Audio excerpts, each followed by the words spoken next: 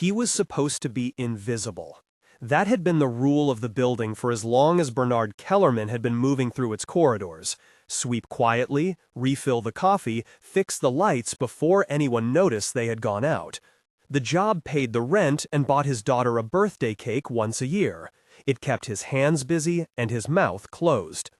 So when a gloved hand tapped his shoulder and a voice, delicate, brittle with age but carrying unmistakable authority, asked, "Can you help me with this?" Bernard did not hesitate. He had learned the sound of quiet emergencies in the way other people learn the sound of sirens. This was urgency, not fuss. He had learned enough about old file formats and stubborn devices in night classes and on the kitchen table when Molly fell asleep with a coloring book in her lap. He knew what a legacy encryption looked like the way janitors knew which drains would back up after a storm.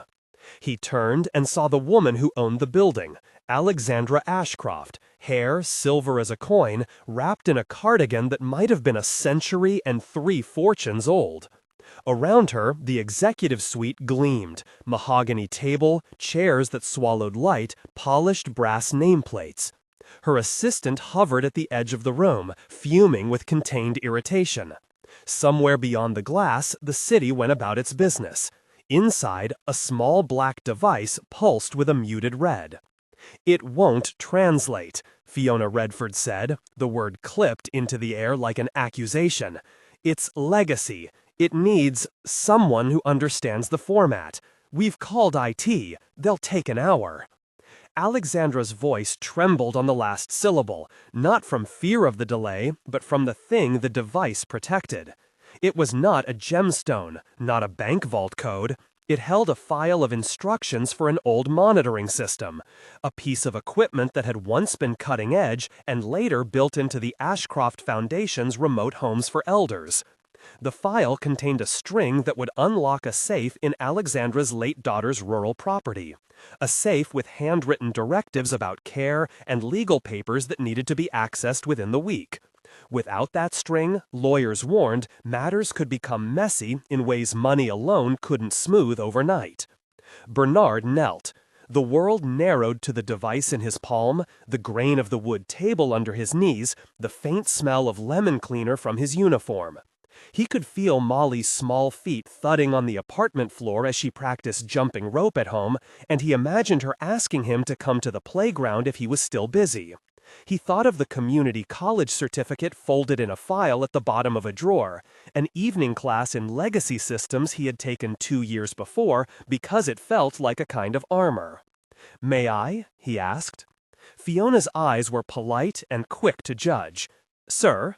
"It will take 5 minutes," Alexandra said, a softness in the command that made the room tilt. "Please." Bernard's hands were steady.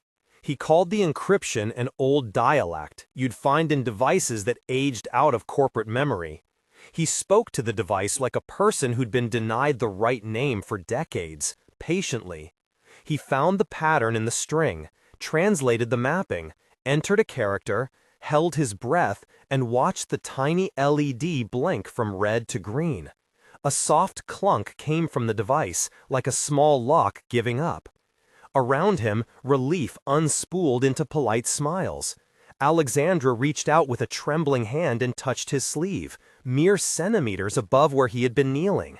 And for an instant, both of them were simply human. In that snapshot of contact, there was gratitude. In her eyes, the knowledge that something old, important, had been restored. In his, the quiet satisfaction of a problem solved. Someone in the room listed a phone, fingers fumbling. A visitor in the gallery took a photo. It was a reflexive thing in a building where moments were cataloged for the press office, for Instagram, for private alerts. The shutter clicked. Bernard straightened, wiping his knees on the worn hem of his uniform, and began to gather his supplies. He did not think about the image. He thought about Molly and about whether he could pick up extra shifts. An hour later, the picture had a caption.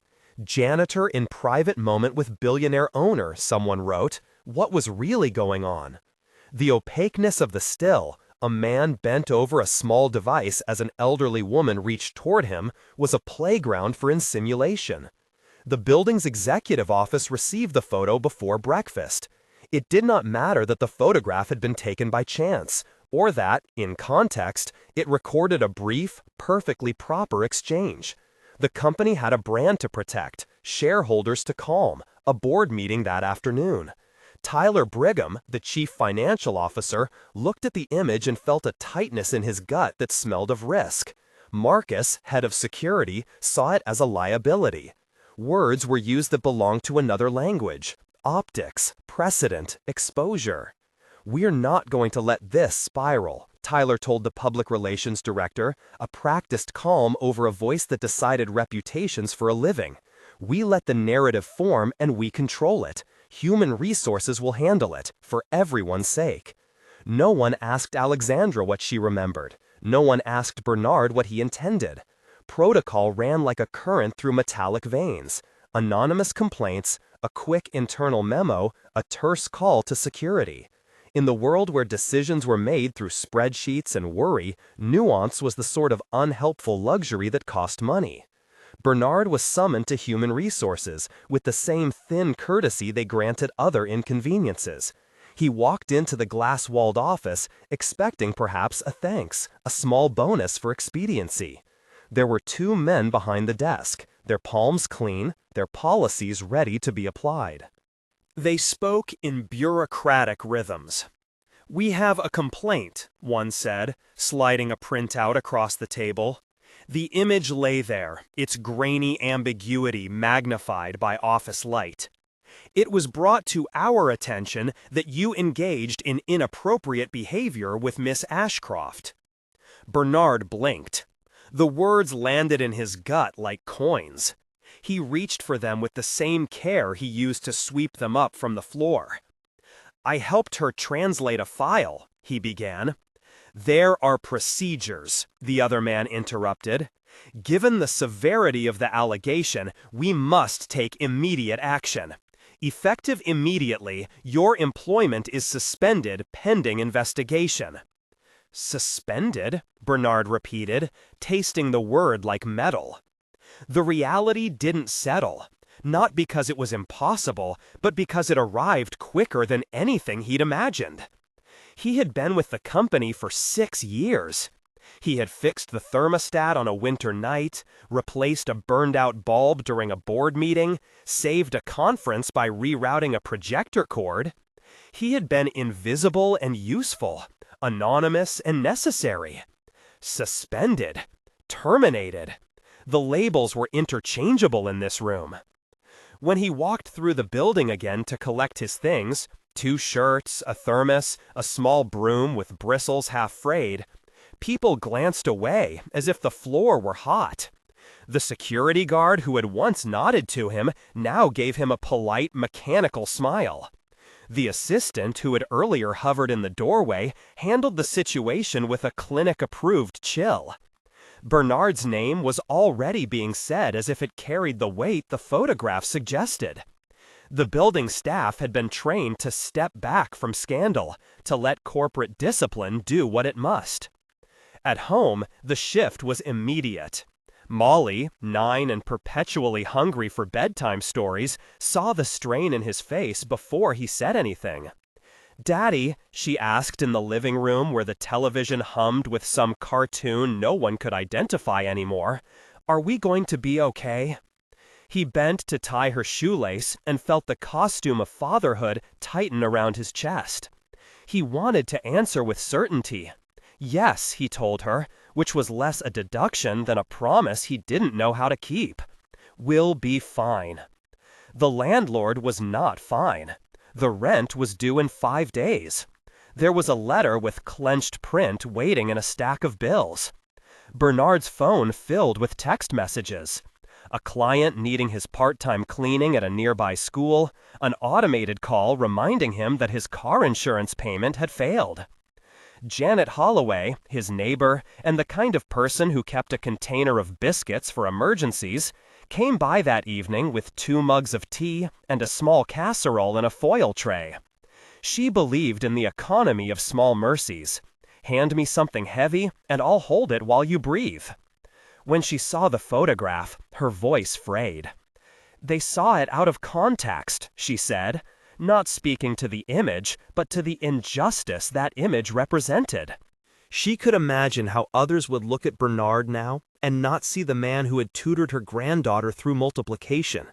She could imagine how quickly someone like Bernard became a story with margins drawn around him, how easy it was to strip a person down to a pixel. Word traveled faster than facts. A local blogger with an appetite for quick outrage wrote a piece that framed the image as proof of the decay in the building's morals, an insinuation that attracted comments in a language of certainty. An influencer retweeted the image with a one-line verdict, and people who sold outrage for advertising dollars sent the rumor into orbit. Bernard kept applying for jobs. He filled out forms and sat in waiting rooms and listened to other people's laughter like a soundtrack that belonged to a place he could not afford to enter. He worked a day or two as a temp at a restaurant that required him to serve food with a face that did not betray the bruise that had formed inside his chest. At night, he cried quietly, the sound of it muffled by the thin walls between apartments. He slept in a chair when he could not afford to heat the small oven. He watched Molly fall asleep and thought of the balance of a life that could tip with one more true or false rumor. The smear would have remained a rumor if Alexandra had left it alone. She did not leave it alone, because she could not. The photograph did not land on her desk with the same feel as a rumor about strangers. It landed alongside her post-operative notes, alongside a letter from a lawyer about an estate, and a daily report from the Ashcroft Foundation. The photograph sat like something that did not belong to her but required her custody by default. She was an older woman with a reputation that was both shield and cage. She had not been raised to overlook slights against the people who served her, or to assume malice when there was help. For a week, she petitioned her curiosity in small, private ways. She asked Fiona to send the original footage. Fiona, who had been trained to manage optics, had been polite and unhelpful. The still is all you need, she said, as if ethics could be compressed into image size. But Alexandra asked again and again, and at last Fiona complied and handed over the hard drive. Alexandra watched alone in the study where light filtered through lace and hit the spines of books she had not opened for years. The footage ran in a quiet sequence, a distant shot of an entryway, a closer camera that focused on the table. The clip showed Bernard kneeling. It showed him working at the device. It showed Alexandra reaching for his arm. Just a reach, an attempt to steady herself as much as to express thanks. There was a murmur of conversation, the rustle of a sleeve. The footage carried sound that the photo could not. Words were heard, and context took shape in the space between them. The room changed. The lines that had seemed sharp from a distance blurred, and then resolved into a picture that had been there all along. Alexandra felt the slow and terrible realization that the person her company's machinery had punished had been the person who had helped her in an ordinary human way. She remembered the warmth of his palms at the device, the way his voice had not asked for credit. She remembered the way her own hands had felt small and grateful. Guilt arrived not as a dramatic confession, but as a narrow, practical knowledge. She had been seen as a brand to be protected more than as a person who owed care. She read the email trail Tyler had sent, calculated, neat, and the spreadsheet where liability was measured in hypothetical losses. He had been doing his job. She understood the logic. She also understood that logic could be cruel when fed into a machine that was indifferent to faces. When she closed the laptop, the quiet of the study expanded into a space where decisions could be made. She could choose to let the company handle the matter and let Bernard's life warp under the weight of a glare. Or she could act. The choice was not dramatic, it was practical. She had resources that could not replace dignity, but they could relieve the immediate pressure he faced. She had a voice that could cut through a rumor. She called Fiona first, not to scold, but to arrange a plan. "Find him," she said. "Find Bernard Kellerman and bring him here." Fiona hesitated. "Madam, the HR directive—" "Find him," Alexandra repeated. There was no room for corporate caution in this sentence. That voice did not demand retribution so much as repair. Fiona swallowed whatever political calculus had been keeping her safe and moved. Meanwhile, Tyler Brigham convened his inner circle. The photograph had dissolved into crisis, and then into something that might be contained with the right spin. He loved process, because process had a smell that meant order. Coffee and toner and the rustle of forms. He did not love mess. Bernard's sudden suspension had been a tidy act. It avoided an immediate headline. But now Alexandra's office had called for the footage. Policy and humanity were on a collision course, and Tyler's job had always been to put his hands on the seam and stitch it up. "Keep me informed of any press movement," he told Marcus. "If Miss Ashcroft decides to make this public, we'll craft our message. We protect her and the brand." Marcus nodded and felt his role as protector and arbiter of who was allowed to be seen. In the loop of their conversations, Bernard's name became less and less a man and more an incident to be managed. The machinery of a corporation is not cruel out of spite. It is efficient in the small violences it perpetuates. That efficiency had the effect of erasing the middle ground where most human stories exist. Fiona called Bernard before she found him. She left a voicemail, formal and careful, that only said she had something to settle with him and could he please come by the Ashcroft residence in the afternoon. The message did not explain the terms of mercy or the reason for the summons. Bernard returned the call with fingers that shook because his schedule was a thin tightrope and this could be a chance to patch it. He heard nothing else in Fiona's voice except the faint clink of glass and a restraint that made him think she had been instructed to be cautious. He arrived in his work boots, the smell of coffee and floor cleaner clinging to him. He stood in the foyer beneath a chandelier that caught the light and pretended not to notice the sheen of marbled wealth it scattered. He felt like a man who had walked into someone else's painting and started to look for a workbench. Alexandra met him in the study. Up close, she looked like a photograph had been taken and not fully developed. Her eyes were the exact blue of a winter sky, sharp and cold, and then softening as she studied him. There were wrinkles at the corner of her mouth that suggested she had been laughed at and had learned to read the joke before it landed. "I watched the footage," she said without preamble. "I want to apologize, Mr. Kellerman." The apology landed with a lift of air. Bernard had known what apologies sounded like on television, staged, muffled through PR talking points. This was not that. This was personal. It was an admission and, more dangerously for someone like Alexandra, it was an admission that cost her something intangible: pride, precedent, comfort. "It wasn't necessary," he said, which was the default he chose for modesty. "I was only helping." "That is not how it looked in the still," Alexandra replied. "Nor was it how the company handled it. That too is my failing." Fiona hovered, offering a bowl of oranges and no further instruction. Alexandra's hand rested on the arm of an heirloom chair, the fabric worn by decades of life. "I don't want you to be invisible," she said. It was not grand. She did not present a check or promise to rewrite the world. She offered instead to do practical things: a letter to Human Resources attesting to the context, immediate funds to cover rent for 3 months, a direct request that the suspension be lifted. She also proposed, with a careful curiosity, something larger. Would Bernard be willing to meet and talk about how the Foundation's programs saw and served the people who worked in and around her buildings? It was an invitation and a test. Bernard thought of Molly, of a rent notice with a number that felt like the sound of a drill. He thought of Janet's casserole cooling on the windowsill and of a community where people nodded to each other because someone had once noticed them. He wanted to say yes, and not because Alexandra was a person of wealth, but because the idea of being asked to speak felt like a place where his voice might be allowed to stay. He accepted a temporary reprieve. The letter to HR arrived the following morning. The suspension would be reviewed. The photograph had been contextualized. People who liked the quick certainty of social media did not always like the slow, messy light of facts. The world did not change overnight, but it tilted. If only the tilt had been enough. Beneath the relief came the edges of uncertainty. The blog posts remained. The retweets continued in a smaller but persistent stream. There were comments that continued to thread the old image through new assumptions.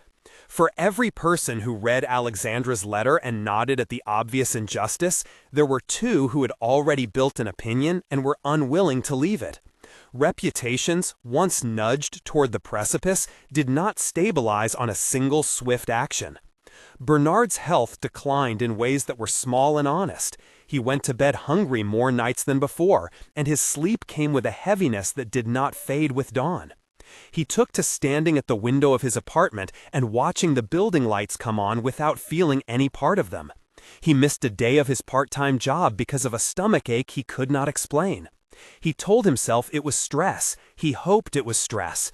He refused to let the idea of collapse pass his lips in front of Molly. It seemed selfish, and here's the cruel part: a man can be generous and still be fraying. Janet noticed the way his fingers shook when he made tea. She brought over soup and left it on the table with a note: "If you need anything, knock at my door." She knocked on his door 3 times after that, and each time he let her in and told small truths.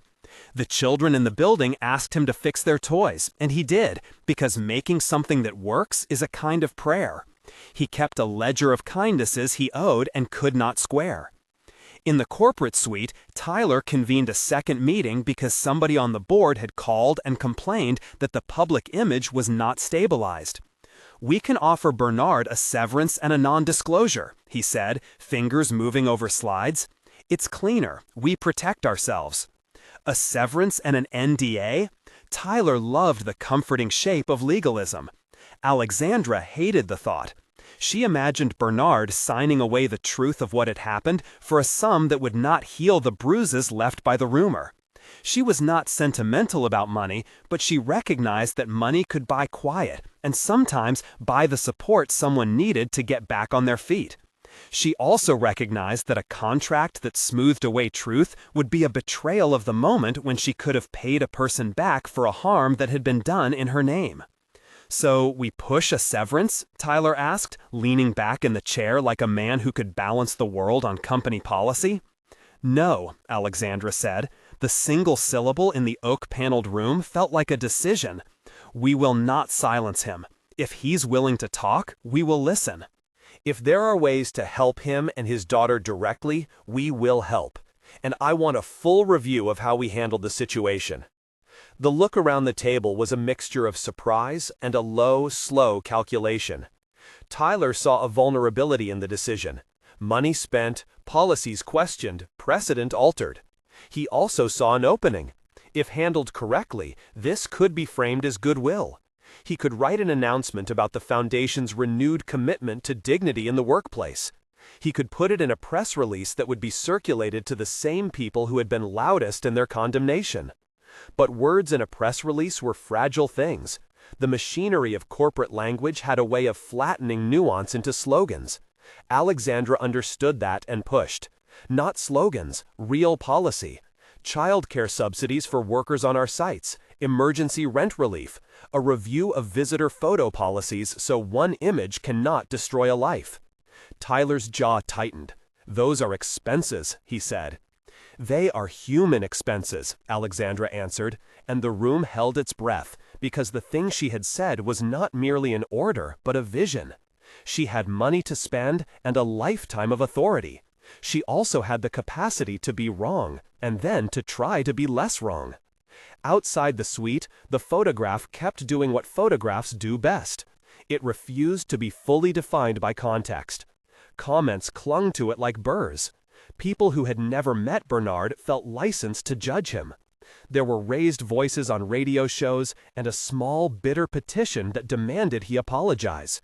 For Bernard, who had always kept his head down and his hands on the mopstick, the experience of being seen in a way he hadn't chosen felt like a theft. There were long, quiet nights at the apartment where Molly slept thickly under a faded duvet and Bernard sat with his hands folded over his knees, feeling the thinness of the time between paychecks. He drafted letters that were never sent, to human resources and to the blog and to people who had assumed the worst. He smoked cigarettes until they tasted like the last resort of a man with a dwindling margin of control. When Fiona found him again, she found him in the hallway holding a bag of rice and staring at the stairwell light. She did not know what to say. She had been trained to be the buffer between the powerful and the messy. Now she was the middlewoman tasked with delivering a message that had to be more than symbolic. "Miss Ashcroft wants to fund rent for a period," Fiona said, the voice she used in all things careful. "Temporary housing support, and she'd like to fund some emergency assistance. Also," she hesitated, reluctant to hand him another speech, another paper to sign, "she would like to meet with you about designing a program. No PR, no statement without your consent." Bernard stared at her as if the sound of words had weight. He had not imagined a meeting like this, an actual seat at a table, an invitation to speak rather than to be dismissed. He thought of Molly and of Janet and the neighborhood where people traded small favors to keep one another afloat. He thought of the idea of a program that could be more than charity, something structural that could help the people who were always on the periphery. "Okay," he said, not entirely sure what okay meant. It felt like the beginning of a complicated conversation. "I'll come."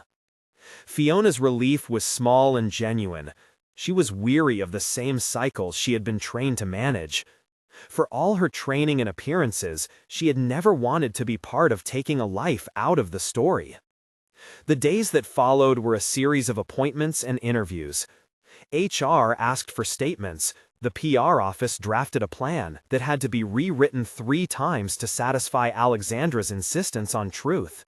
Bernard met with a lawyer who worked for the foundation, not to push contract language, just to make sure any assistance would not come with strings he couldn't afford. He found himself in a room with people who spoke in a language that had the power to make or unmake more than just a paycheck. On a rainy afternoon, Bernard returned to the spot where he had knelt over the device. He stood outside the glass and looked in. It was absurd to think the place looked different because of what had happened, but it did. The chairs were arranged the same, the lights cast the same geometric patterns on the floor, but there was a new attention beneath the surface, an awareness that someone had been hurt, and that they might, clumsily and imprecisely, to mend it. He put both hands in his pockets and felt a small coin in the fabric. Money Molly had given him from her piggy bank months ago, a treasure saved and now slightly wasted, because the real treasures were promises that required more than small silver. He would not tell her. Children deserved adults who looked like their world's foundations. Alexandra watched him from the study window that evening, her profile a cutout against a backdrop of faded wallpaper. She had watched the footage enough to be certain and uncertain enough to know that certainty was never final. She had called Tyler and ordered a review. She had written a check for rent relief, which would be transferred through accounts that had no romance to them but would do practical work. But checks and letters were not the point she felt pressed toward. She wanted something harder, accountability, and the beginnings of a different way of seeing people who existed on the margins of her life but inside its mechanisms. She thought of the device that had prompted it all, and of the ordinary exchange that had been twisted into spectacle. She thought of the way managers chose safety, image, over compassion because their spreadsheets told them to. She did not want to simply move a man from being a scandal to being a beneficiary of charity. She wanted him to be visible in a way that changed the system. "Find out who took the still," she told Fiona one morning. "I want the original photographer. I want security logs, and I want a meeting with the head of HR. Fiona made notes, her fingers quick and obedient. "I'll arrange it." "And hire counsel for Bernard," Alexandra told her, with a clarity that surprised even her. "Not to sue, but to protect him from being coerced with a severance." "Yes," Fiona said. When Bernard received the information about the provision for rent and the meeting to discuss a program, the relief was immediate and then curdled into a wary gratitude. He had learned to accept that aid often had a price tag attached, that people who had the means could sometimes treat kindness like a ledger. But he also knew, because Janet and others had shown him, how small interventions could stabilize a life enough for real changes to be possible. He prepared notes, sketching out in a crooked handwriting the list of things he wished he had known when he first took the job. A place you could call if your rent was overdue. A neighbor fund for emergencies. A daycare that did not judge. A quick pay emergency fund for one-off crises. He wrote down experiences that were small, like having to choose between heat and food, and large, like the way a photograph could rearrange the narrative of your life. The position he was being asked to consider was not a job with a corner office and a title that glittered. It was a seat at a table, a small stipend, and the promise of access to decision-makers who had previously been distant. He would be a consultant, a voice for people who had never been asked to sit in on high-level meetings. The author carried with it the chance to change things and the risk of being tokenized. Bernard knew tokenization. He had seen it in the way some social programs took his community's stories and polished them until they shone for donors, before disappearing into the drawers of policy. He wanted something durable, and hard as that was to ask for, he asked anyway. He drafted his demands not as entitlement, but as the kinds of practicalities that would last. Emergency rent relief tied to need rather than publicity. Childcare vouchers. A fund for workers who wanted to pursue further training. A transparent policy about image capture on site. Alexandra read his list and felt the small electricity of someone else's courage. She had spent some of her life buying solutions that gave her the relief of conscience and the illusion of progress. This was different. It was a set of requests written by someone who had to live with the consequences of these policies. She agreed to every item on his list, but she also knew that agreement on paper could be a false victory. What would matter was implementation and the tenacity to see it through when Tyler argued for practicality. As the conversations progressed, the company attempted to reassert control. Tyler drafted a press release that emphasized a commitment to support our staff and cooperation with all parties. It read like a comfort blanket for shareholders. He proposed that the foundation host a private event where Alexandra would present the program as a charitable initiative. He suggested a timeline that would satisfy the board and deflect attention from the mistakes that had been made. Alexandra resisted the urge to make it neat. She wanted the program to begin quietly, to help the people it claimed to serve before it became a performance. She also wanted Bernard to be in the room, not as scenery, but as a partner. "Let him speak," she told Fiona, "not to me and not to a room full of donors, but to the people who will be affected. Let them know they matter." Fiona agreed, but she also made a note. The optics would be complicated. Tyler would frame it as a PR opportunity and would try to orchestrate the rollout. Marcus would worry about security leaks. The machine that had once engineered Bernard's dismissal would now be expected to gingerly untangle itself without leaving more damage. Meanwhile, the people who had fed the rumor did not stand still. A small faction online doubled down on their interpretation of the photo. A radio host ran an editorial piece questioning the motives of the foundation. For every person who read Alexandra's letter and paused, 3 more read the original image and built certainties around it. The internet does not change with the speed of an apology. It changes with the speed of narrative, and narratives have friends and enemies. Bernard spent an evening in the kitchen with Molly drawing pictures of houses. She asked, "Is Miss Ashcroft rich?" And he answered in the practical truth of a man who had to convert the abstract into simple terms. "Yes," he said, "but being rich doesn't always mean you know how to see people." Molly frowned at the drawing, which had been dotted with tiny human figures. "Does she have enough money to buy us a house?" she asked. Bernard laughed, the sound a quick and private thing. "No, baby, but she has enough to help make sure people don't lose their homes when they are unfairly treated." Molly seemed satisfied with that answer, which was generous in itself. Children accept the world's explanations in drafts. As the foundation's planning moved forward, a new obstacle surfaced. Someone in security discovered that the still had been taken on a visitor's phone and then posted to a private message group before going public. The chain of custody was messy, and the company's legal team drafted memos that smelled of caution. Tyler saw that legal ambiguity could be warped into opportunity. "If there is the faintest chance of liability, we protect ourselves," he said, eyes narrowed into a strategy. "Even if it's inconvenient for Miss Ashcroft." Alexandra heard the word liability the way someone hears a distant alarm. She had never been naive about the power of institutions. But she had also learned that institutions reflect the values of those who lead them. She had the power to insist that the institution's response be humane. For a moment, she thought of the photograph, the way it had made a man into a story that betrayed him, and of the way organizations could either compound harm or attempt to repair it. She picked up the phone and called a number she rarely used, a lawyer who had long counseled the foundation but who was known for directness. "I want this reviewed," she said. "I want to know who profited from spreading that image, and I want to know if we can do anything to stop it from harming more people." "What do you want me to do?" the lawyer asked.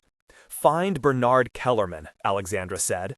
The voice on the other end of the line paused, taking measure. "And prepare a statement that clears him publicly, if he wants it. But more than that, advise me on how to build a program that actually helps." The lawyer's response was practical. They could issue a statement. They could offer care. They could not, legally, force the internet to stop.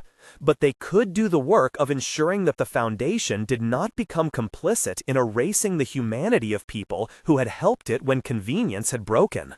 While these decisions were being made in rooms of leather and light, Bernard was somewhere else entirely, walking the neighborhood with a list of errands and a mind that was, for once, occupied with the small logistics of tomorrow rather than the sharpened fear of being unmade by a rumor. He ran his thumb over the edge of his phone where the image had once been, and imagined it as a bookend he could place on the shelf of this chapter, only to find it would not stay put. Then, one evening, when the rain came down hard enough to sound like someone throwing gravel against the window, Bernard felt a pain in his chest. Not the dramatic clutch of television shows, but a slow, insistent prickling that made him sit down on the bottom step of his building and breathe as if the air had lost its flavor. He told himself it was stress. He took 2 aspirin he had left over from a time when he had another job and another life, and then he told himself, of all things you can tell yourself when you do not want to admit you are breaking, sleep and rest and tomorrow. He did not go to the hospital because he could not afford to create a new story with the world watching, and because the ache receded like a tide when he lay down and let the darkness pull around his shoulders. He slept, and in his dreams he translated strings of characters and found them all opening doors. He woke and made coffee and looked at Molly sleeping across from him and thought of the slant of the world that made one still speak louder than years of service. The night Alexandra decided to speak publicly about the error, she discovered that the machinery of corporate caution had already begun to retaliate. Tyler had circulated a draft release that emphasized internal review and regret for any misunderstanding. The language was safe but also flattened. It suggested that the matter might be closed if handled correctly. Alexandra read it and felt her jaw harden. "No," she told Fiona, "we will not let this be a phrase. If it's going to be public, I will say exactly what happened. I will put my name to it."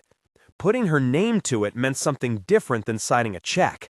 It meant she would publicly acknowledge that a man had been harmed because the institution had chosen caution over care. It meant a risk to her image, because people who had enjoyed a simpler story, one with villains and heroes, would have to accept a more messy truth. She had always been a person used to the discomfort of clarity. She prepared a statement that was not meant for clever headlines. It was short, honest, and had one detail intentionally unstylished. It named Bernard's action as a helpful one, and demanded that those who had propagated the still consider the consequences of turning a generous gesture into a weapon. She asked the Foundation's legal counsel to prepare a public letter of apology and to fund the measures Bernard had requested. She instructed Fiona to coordinate with Bernard directly. No press releases without his consent, no image of him used as a prop. Tyler learned of the statement and instructed damage control channels to prepare counterpoints. He worried about precedent and the company's defense against a flood of similar claims. Marcus, who ran security and was responsible for the chain of footage possession, began an audit of camera policies and visitor phone rules. Under his careful watching, the original photographer was traced to a contractor who had posted the image to a private group. That contractor declined comment. The trail ended in a thicket of private messages and defensive denials. The internet, as ever, was porous. For Bernard, the days became a pattern of small returns and repeated anxieties. He met with Alexandra and talked until the words in the room felt less like accusations and more like tools to be used. They moved from the immediate, rent relief, a letter to HR, a public statement, to the practical architecture of change, how the foundation's programs could actually reach the people who kept its buildings running, and not merely be a line item for a donor report. Bernard found himself describing things he had lived, the way a missed paycheck made everything narrower, the shame of asking for help twice, the humiliation of being reduced to a rumor. Alexandra listened with the sort of focused attention that had once marked courtroom witnesses and art conservators, careful, deliberate, and finally, accountable. Fiona took notes. Marcus made a list of camera logs and security appointments. Tyler watched from the sidelines like a man calculating interest rates on empathy. Around them, the house hummed with the hush of people who had always assumed they only needed to be efficient. Now, they were being asked to be kind and efficient at the same time, a particular strain on systems built to prioritize stability over vulnerability. One of their first practical steps was immediate and small. Alexandra arranged for Bernard to see a physician without the barrier of concern for cost. He had neglected his chest discomfort for too long, letting it sit like an unpaid bill in the corner of his life. The doctor called it stress, compounded by poor sleep and inadequate nutrition. Medical-sounding words that landed with an ordinary balm. Rest, a plan for follow-up, a prescription for healthier meals if he could manage it. The recommendation was not a dramatic diagnosis, it was a practical roadmap. He accepted the help with the awkward gratitude of someone unused to being shown care without price. Janet insisted on driving him to one appointment and stayed in the waiting room with a thermos of strong coffee. Molly, who had heard that Daddy had meetings with very important people, insisted on drawing a picture for Miss Ashcroft. In the drawing, Miss Ashcroft wore a crown and a cardigan and handed Bernard a key that said dignity. It was a child's shorthand for the exchange the adults were trying to engineer. It made everyone laugh and then hush with a shared feeling that something careful was taking shape.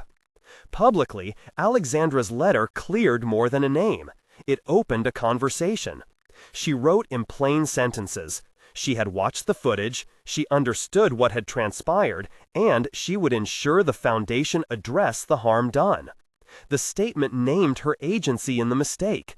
It did not try to flatten complexity into bumper sticker moralism. It acknowledged process failures, pledged concrete steps, and invited public scrutiny. Tyler grumbled that the language left the board exposed to moral scrutiny. Alexandra replied that exposure was necessary if the organization were to learn. The blog that had first spun the rumor published a retraction. The radio host that had amplified it issued a softer take, still defensive about how quickly they had judged, still reluctant to fully correct the story. But social media does not unspool simply because one powerful person writes a reasonable paragraph. Old posts lingered, comments persisted. People who had already chosen an easy narrative liked their own certainty more than they liked truth. A handful of hateful messages arrived at Bernard's phone, a handful more than he could ignore. He kept the messages hidden from Molly and let himself be buoyed instead by the neighbors who brought food and the teachers who offered part-time hours at the community center. Alexandra understood that money could not alone make amends. So she made practical commitments with specificity that surprised even her advisors. Emergency rent relief administered through a small independent grant program, childcare vouchers that could be redeemed across the foundation's supported sites, a training fund for workers who wanted to learn new skills without being judged for time away from their posts, a transportation stipend for evening shifts that made commuting safe, and a clear policy change about photography on private premises so one image could not be weaponized without context. More controversial were the demands Bernard put forward: a seat at a planning table with real, not symbolic voice, a process for grievances that bypass the optics first reflex, and a set of guardrails that made severe decisions, suspensions, firings, require more than a single photo and a hurried memo. He asked for regular audits of security footage access, a limit on who could circulate images, and explicit protections against coerced non-disclosure agreements that would erase people's stories in exchange for quiet money. Alexandra agreed to every item in principle, and then they argued amicably and stubbornly about how to implement them without either creating a tangle of new bureaucracy or setting up a system that could be gamed. Tyler tried to reframe many of these proposals as pilot programs designed to be measured and reported on to stakeholders. He relished metrics and hoped to package goodwill into charts. Alexandra was impatient with the flattening effect of metrics when it came at the expense of human complexity. "We will measure outcomes," she said, "but not in ways that make people into data points. We'll measure whether people stop losing their homes, whether children stay in stable programs, whether workers step forward without fear." The work of translating those promises into policy exposed friction. Managers who had favored swift, protective reactions bristled at the idea of second-guessing their own instincts. Marcus, whose job had always been to contain and control, found himself reconciling the notion that security should serve dignity rather than merely prevent scandal. There were meetings that dragged late into the night where people used phrases like precedent and risk tolerance. Alexandra, for all her wealth, practiced patience because her new resolve was not performative.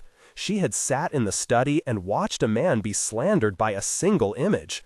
The memory hardened into a particular discipline.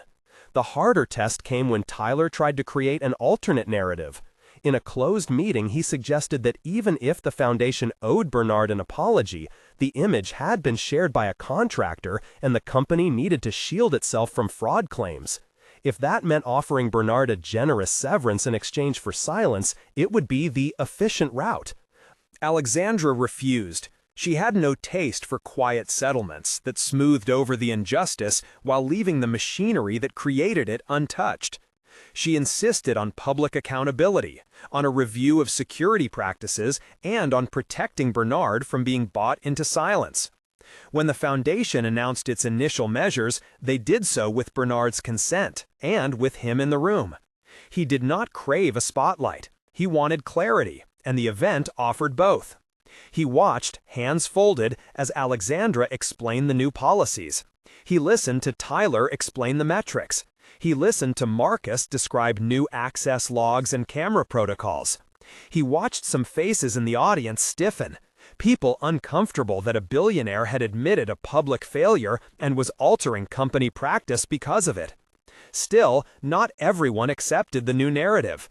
A small cohort online accused the foundation of staging the whole episode to buy favorable press. A radio host suggested it had all been theater. Someone leaked a clipped soundbite from an old meeting and tried to frame Bernard as opportunistic.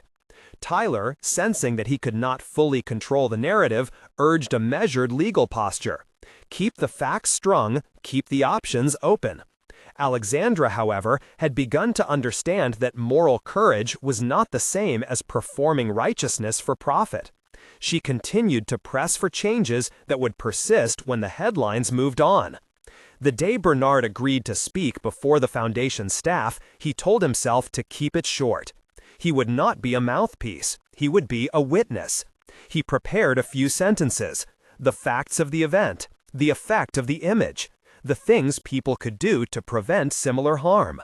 Yet what he delivered was more than a list of grievances or policy suggestions. He spoke of invisibility, the small erasure of being useful without being known. He spoke of dignity as something that was not gifted, but recognized. He told a story about a child who asked if Miss Ashcroft had enough money to buy them a house, and how he had answered that money was not the real question.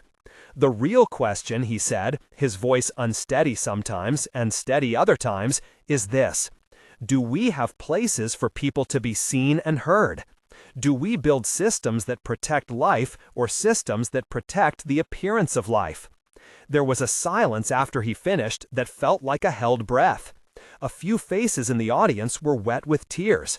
Some hands clapped slowly. Tyler looked away. Alexandra stood and walked slowly to the podium. She did not give another speech about metrics. She offered thanks and then asked one simple thing: listen to him, build with him. Let this not be about my apology, but about our practice going forward. That was the turning point the foundation had carefully scripted and then, beautifully, failed to fully script. The press releases were written, but the moment itself broke through the shape of prepared statements. Reporters who had expected a quiet charity event instead found a billionaire, publicly accountable, and a janitor who had been reduced to a rumor standing with clarity. The story shifted, not entirely, but enough that the rumor's momentum faltered. There were still people who wouldn't believe. The internet does not bend purely to truth. There were letters that came with venom wrapped in curiosity. But a newer chorus had begun. Workplace organizers reached out with stories and thank yous. Community centers called asking for partnership. A city council person requested a private meeting to learn about the model the foundation intended to pilot. Bernard was asked to sit at a table where he had formerly been an unseen presence in the hallway. At the foundation, implementation proved slow and stubborn. Tyler insisted on pilots. Marcus rewrote camera access protocols. HR crafted a new grievance pathway with legal counsel. There were disagreements about whether the emergency fund ought to have strict caps or allow discretion. Bernard argued for discretion. He had seen lives that didn't fit neat rules. Alexandra insisted the fund needed both transparency and flexibility. It would have published criteria and a small, independent review board that included non-executive community members. One of the more contentious policy swaps was the ban on circulating still images of staff and contractors without explicit consent. Security cameras would remain for safety, but access logs would be publicly auditable, and unauthorized sharing would be grounds for contract termination for the contractors who had misused the image. The foundation could not control every social network, but it could withdraw access from those who weaponized footage. A contractor who had posted the original image was quietly removed from a preferred contractor list. They disputed the finding, but the work feeds that often relied on such contractors diminished. The change did not erase the image, but it did change the environment that made weaponizing images easy. Months passed. The emergency rent fund saved 3 families from eviction within the first 6 weeks, a number that meant everything to those families, and was small in corporate terms. The child care vouchers allowed a group of parents to find stable after-school care, which in turn prevented several abrupt job exits. A training fund enabled a woman who worked nights as a cleaner to take a certification course, which led to a job at a supply firm that paid better and offered daytime hours. These were not sweeping cures. They were incremental, concrete help. For Bernard, they were confirmation that the work of repair could be real rather than performative. Bernard's role evolved from consultant to director of community liaison, a title he accepted with cautious pride. He insisted on a modest stipend. He had no taste for ostentation. And on a team that included neighbors like Janet and childcare workers who understood the practicalities he had described. The office he occupied was small, furnished with second-hand chairs rather than executive-grade leather. He liked it that way. His job was not to be a celebrity, but to make sure the programs listened and evolved. He spent mornings visiting sites, afternoons drafting policy recommendations, and evenings at home helping Molly with homework. The rhythm of his days shifted from frantic defense to constructive labor. There were painful moments. Tyler pushed back on budget lines. Board members questioned the long-term cost of multiple small interventions. Some managers grumbled when they had to pause a human resources decision to gather more context. Tyler was not a melodramatic villain. He was a man who judged the world through spreadsheets. But the foundation's leadership had decided that cost was no excuse for cowardice. Alexandra's resolve made it easier to weather the internal debates. Public vindication came in stages. A local newspaper wrote a piece that traced the origin of the photograph, detailed the foundation's review, and interviewed workers from the buildings who spoke of the day-to-day kindnesses and the frequent invisibility of their labor. A community fundraiser celebrated the new emergency fund and the story of how one image had nearly ruined a life. The most delicate vindication was quieter. Neighbors who once looked away began to call Bernard by name in the hallway. People who had slotted him into a rumor now met him as a person. Not everyone changed their minds. A small but loud group of skeptics continued to insist on an alternate story. They filed Freedom of Information-style requests and demanded interviews. They were part of the noise the modern world made. But noise is not the same as truth, and slowly, the truth of a man who had helped an elderly woman with an old device began to outlast the rumor that had almost unmade him. As Bernard began to sleep better, his chest pain subsided. Medical follow-ups recommended a regimen of rest, diet, and a reduction in the number of second jobs he had taken simply to bridge gaps.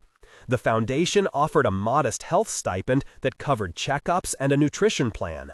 Bernard accepted with the humbled pride of someone who had always paid for his own choices and now accepted help that allowed him to be a better father. Molly's world steadied as well. A scholarship allowed her to attend a local after-school program with friends from the neighborhood. Her teachers noted she arrived at school more rested and more likely to read aloud. Janet celebrated with a casserole, another small ritual that somehow marked belonging. And Bernard found himself less exhausted when he knocked out tasks at night. As Bernard began to sleep better, his chest pain subsided. Medical follow-ups recommended a regimen of rest, diet, and a reduction in the number of second jobs he had taken simply to bridge gaps. The foundation offered a modest health stipend that covered checkups and a nutrition plan. Bernard accepted with the humbled pride of someone who had always paid for his own choices and now accepted help that allowed him to be a better father. Molly's world steadied as well. A scholarship allowed her to attend a local after-school program with friends from the neighborhood. Her teachers noted she arrived at school more rested and more likely to read aloud. Janet celebrated with a casserole, another small ritual that somehow marked belonging. And Bernard found himself less exhausted when he knocked out tasks at night. He still worried, in the but what if way parents do, about the future, about old habits resurfacing, about whether the new policies would stick once Alexandra's attention shifted to other matters. But he felt less alone. There was still company friction. Tyler was reassigned to a role that took him further from PR and closer to the technicalities of finance. His departure from the core of the foundation's public face felt, to some, like a demotion, and to others, like an appropriate shift. Marcus took new responsibility for auditing security practices across properties and found, to his own surprise, that he had ideas about how to make security humane rather than merely defensive. He and Bernard sometimes argued. Security's instincts toward containment were sometimes at odds with Bernard's insistence on transparency. But they learned to share a language of compromise. The more difficult work was cultural, teaching a large organization to consider someone not as a liability but as a co-creator. That required patience and the willingness to be wrong in public. Alexandra modeled the risk. She attended community meetings. She sat in rooms where workers told stories that made her throat close up. She used her authority to protect rather than to quell. Her public image, once generically invulnerable, acquired the texture of a person who had made a mistake and had tried to repair it. In small gatherings, she apologized again and again, not for performance, but because the repetition was a kind of rehearsal for change. A year after the photograph, the foundation held a small public launch for the program Bernard had built with others, the Ashcroft Community Stability Initiative. It was not a gala. There were no red carpets. There was coffee brewed in a chipped pot and paper plates for pastries. The guests list included janitors, childcare workers, neighbors, and a handful of board members who had learned to listen. Alexandra stood at a microphone and spoke without flourish. She acknowledged that money could buy quick fixes, but could not guarantee dignity. She praised the people who had worked to craft tangible solutions. Then she turned to Bernard. He did not rehearse a speech. He spoke of small things, the warmth of Janet's soup, the way a child in the after-school program had mastered multiplication because she was no longer exhausted from watching a parent juggle jobs. He spoke of being seen. He thanked Alexandra for listening and asked the crowd to hold the foundation accountable in the months to come. There was a warmth in the room that felt like community rather than PR. Outside, a reporter who had once led the rumor took notes in silence. The story that day was not one of scandal, but of repair, and repair is never as tidy as scandal. The headlines turned to look and then moved on, but in the neighborhoods where the programs operated, something stayed. Bernard's life did not become a storybook. He still had anxieties. There were nights when money was tight, when the mailbox contained a bill that demanded him to make hard choices. He still feared that someone might misinterpret a moment and that a single photograph could reignite a rumor. But he also had a job that mattered, pay that was reliable, and a daughter who slept under a blanket of books and crayons, and a small key drawing still pinned on the refrigerator. Months later, on a cool evening, Bernard stood with Molly on the small balcony outside their kitchen. The city below spilled its usual constellation of windows and red lights. Molly held a paper star she had made at after school and traced its edges with a dry pencil. Bernard watched her face in the lamplight, the soft roundness of her cheeks, the seriousness with which she considered any minor domestic mystery, and felt a steady kind of gratitude that was harder than joy and truer. "Do you remember when you asked if Miss Ashcroft could buy us a house?" he asked. Molly nodded solemnly. "You said no, but you said she could help keep people from losing theirs." "I did," he said. "She helped, and we helped make something that might help other people." Molly looked at the lights and then at him. "Will you keep making it better?" she asked. "I will," he said. His answer was both a vow and a program plan. It would not erase the nights of fear or the echo of the photograph that had once threatened to define him, but it was a commitment to keep building systems where people could be seen before they were judged, where an image could not erase a life. Alexandra, who no longer avoided the neighborhood but sometimes came to sit at community meetings, would later tell a friend that watching Bernard assemble policy out of the fragments of people's lives taught her more about her own responsibility than any donation ever had. She found herself less impressed by philanthropy that polished images and more invested in small systems that made dignity practical, funds that could be accessed without long waits, training that respected life experience as well as certification, and daily practices that required a leader to look someone in the eye and ask a question that was not about optics. In time, other organizations asked to learn from the foundation's pilot. City officials requested meetings. A small national group studying workplace dignity included the Ashcroft Initiative in a report about programs that aimed to reduce precarity for low-wage workers. None of that meant the world had been fixed. The program was imperfect, sometimes clumsy, often underfunded relative to the need. It required iteration, humility, and the occasional public confrontation with internal resistance. But it existed, and it shifted the conversation from scandal to responsibility. For Bernard, the greatest vindication was the simple change in the way people addressed him in the stairwell. He was no longer the nameless figure who moved around the edges. People used his name. They asked him how his daughter was. They asked for advice on who to call when their hot water stopped working. He listened and he acted. He could still be weary and still be brave in small increments.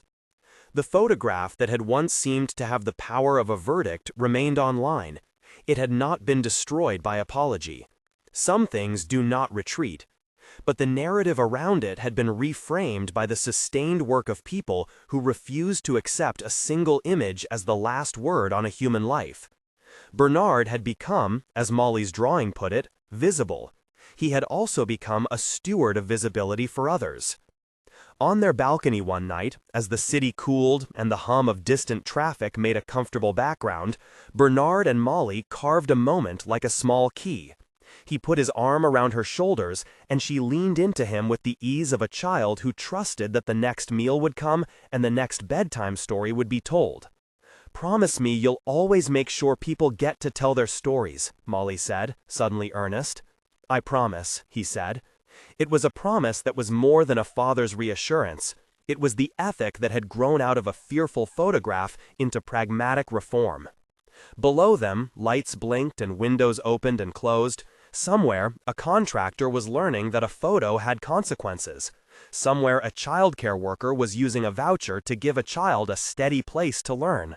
Somewhere, a janitor's name was spoken in a way that carried weight. If there was a lesson to take from what had happened, it was not that money or apologies alone could fix harm, nor that a single good deed would ensure reward. It was that attention matters.